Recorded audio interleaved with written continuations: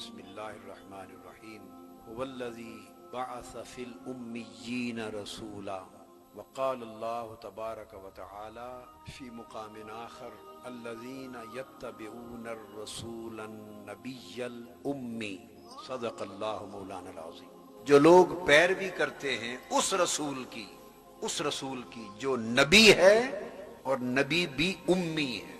تو نبی کا معنی ہے وہ ذات جو باخبر ہو، ایسا باخبر ہے نبی کہ امی ہے،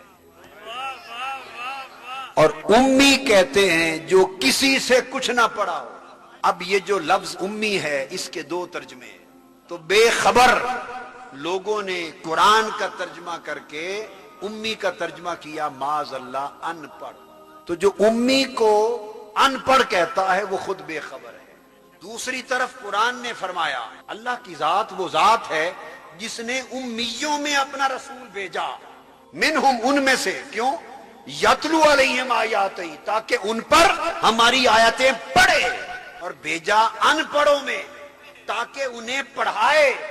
یہ بات سمجھ میں نہیں آتی کہ ان پڑھوں کو پڑھانے کے لیے کبھی ان پڑھ بھیجا جاتا ہے؟ سو اس تصور کی نفی ہو گئی۔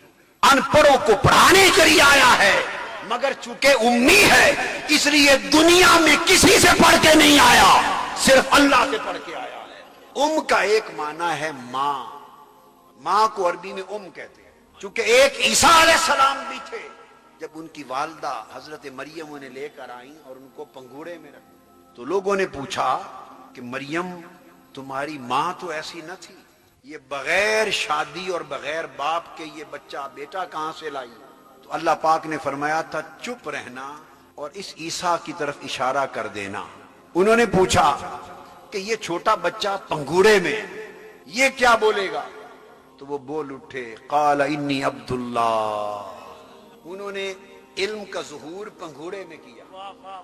جب آقا علیہ السلام کی باری آئی، جو لوگ اس رسول کی پیروی کرتے ہیں جو نبی ہے اور نبی امی ہے، یعنی یہ وہ باخبر نبی ہے کہ اسے ساری خبر اس وقت سے تھی جب امی ماں کے پیٹ سے نکلا۔ حضرت عباس فرماتے ہیں حضرت حلیمہ سعدیہ کے گھر کی بات ہے، تو پنگوڑے میں تھے، میں ملنے آیا، آپ اکیلے تھے، رات کا وقت تھا، 14ویں رات کا چاند چمک رہا تھا۔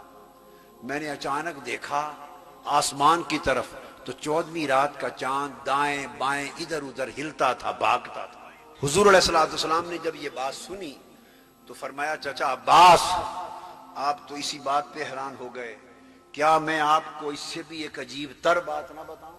فرمایا آپ میرے پنگوڑے کی بات کرتے ہیں کہ میں پنگوڑے میں تھا تو 14ویں رات کا چاند میرے ساتھ کھیل رہا تھا۔ فرمایا مجھے اس رب کی عزت کی قسم جس کے قبضہ قدرت میں میری جان ہے، پنگوڑے کی بات تو چھوڑیے، میں اپنی ماں آمنہ کی گود میں تھا تو لوح پر